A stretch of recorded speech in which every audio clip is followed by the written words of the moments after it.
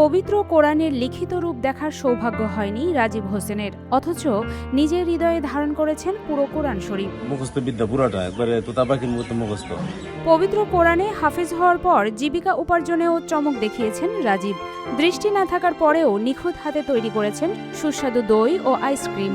তার এই উদ্যোক্তা হয়ে ওঠার গল্পটাই আজ এলাকার অসংখ্য বেকার যুবকের আশার আলো। এখন অনেকেই উদ্যোক্তা হওয়ার স্বপ্ন দেখছেন।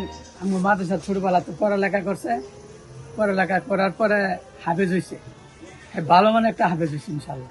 গলা কণ্ঠ ভালো, তারা বিপরায় তারা সুন্দর করে মানে হ্যাঁ তো কেউ চারকি দেয় না, চারকি দেওয়া না দেওয়ার কারণে হ্যাঁ নিজে পেয়ে দাঁড়ায় এই দইয়ের ব্যবসা করতে আছে।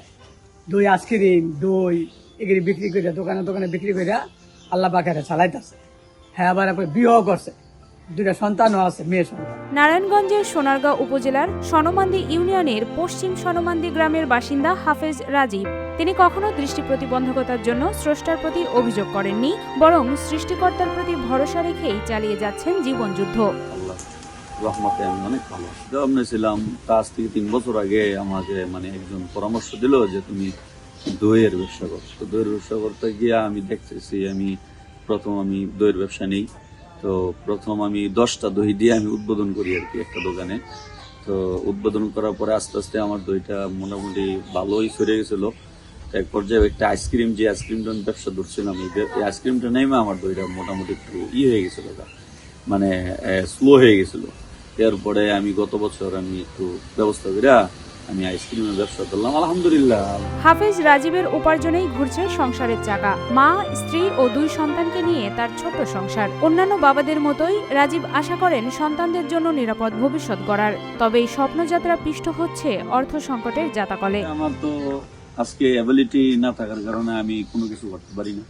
তো সরকার বাহাদুরের কাছে আমি অনুরোধ করছি যে আমি যদি কোনো সরকারিভাবে যদি কোনো সহযোগিতা পাই, তাহলে আমি ব্যবসাটা আরো ভালোভাবে আরো বড় করতে পারি। রাজীব হোসেনের তৈরি দই ও আইসক্রিম বেশ সাড়া ফেলেছে ভোক্তা মহলে।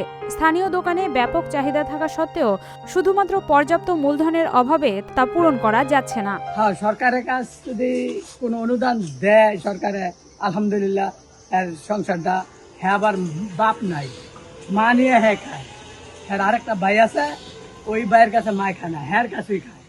হ্যাঁ কয় না আমি খাম, আমি যা খাবো তুমি তা খাইবে, আল্লাহ খাওয়াইলে তুমিও খাইবে আমিও খাবো। সরকারে যদি কিছু দেয় আলহামদুলিল্লাহ কিছু সচ্ছল হইতে পারবো, ব্যবসা বাণিজ্য উন্নত করতে পারবো। বেকারত্বে উচ্চ হারের তালিকায় থাকা একটি দেশে রাজীব হোসেনের যে অর্জন ও চেষ্টা, তা হতে পারে অসংখ্য যুবকের নতুন পথ চলার দিক নির্দেশনা।